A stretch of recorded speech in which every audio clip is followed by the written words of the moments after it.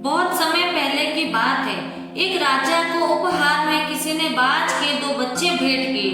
वे बड़ी ही अच्छी नस्ल के थे और राजा ने कभी इससे पहले इतने शानदार बाज नहीं देखे थे। राजा ने उनकी देखभाल के लिए एक अनुभवी आदमी को नियुक्त कर दिया। जब कुछ महीने बीत गए तो राजा ने बाजों को देखने का मन बनाया और उस जगह पहुंच गए जहां उन्हें पाला जा रहा था। राजा ने देखा कि दोनों बाज काफी बड़े हो चुके थे और अब पहले से भी शानदार लग रहे थे। राजा ने बाजों की देखभाल कर रहे आदमी से कहा, मैं इनकी उड़ान देखना चाहता हूँ, तुम इन्हें उड़ने का इशारा करो। आदमी ने ऐसा ही किया।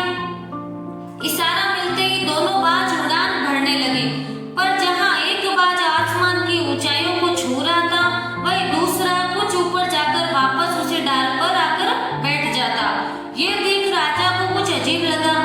राजा ने उस आदमी से पूछा, जहाँ एक बाज इतनी अच्छी उड़ान भर रहा है, वहाँ ये दूसरा बाज उड़ना ही नहीं चाह रहा, ऐसा क्यों?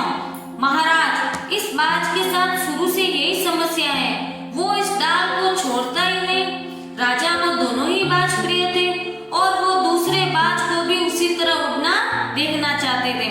अगले दिन पूरे राज्य में ऐलान करा दिया गया कि जो व्यक्ति इस बाज को ऊंचा उड़ाने में कामयाब होगा, उसे ढेरों इनाम दिया जाएगा।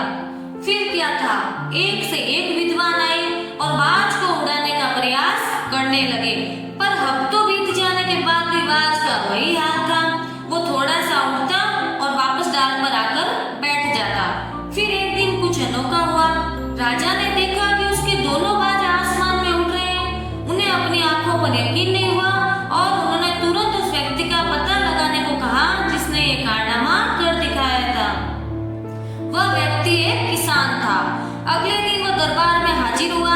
उसे इनाम में स्वर्ण मुद्राएं भेंट करने के बाद राजा ने कहा, मैं तुमसे बहुत प्रसन्न हूँ, बस तुम इतना बताओ कि जो काम बड़े बड़े विद्वान नहीं कर पाए वो तुमने कैसे कर दिखाया। मालिक, मैं तो एक साधारण सा किसान हूँ, मैं ज्ञान की ज्यादा बातें नहीं जानता। मैंने तो बस वो डाल काट दी जिस पर बैठने का बाज आदि हो चुका, और जब वो डाल ही नहीं रही तो वो भी अपने साथी के साथ ऊपर उड़ने लगा। दोस्तों, हम सभी ऊंचा उड़ने के लिए ही बने हैं, लेकिन कई बार हम जो कर रहे होते हैं उसके इतने आदी हो जाते हैं कि अपनी ऊंची उड़ान भरने की, कुछ बड़ा करने की काबिलियत को भूल जाते हैं।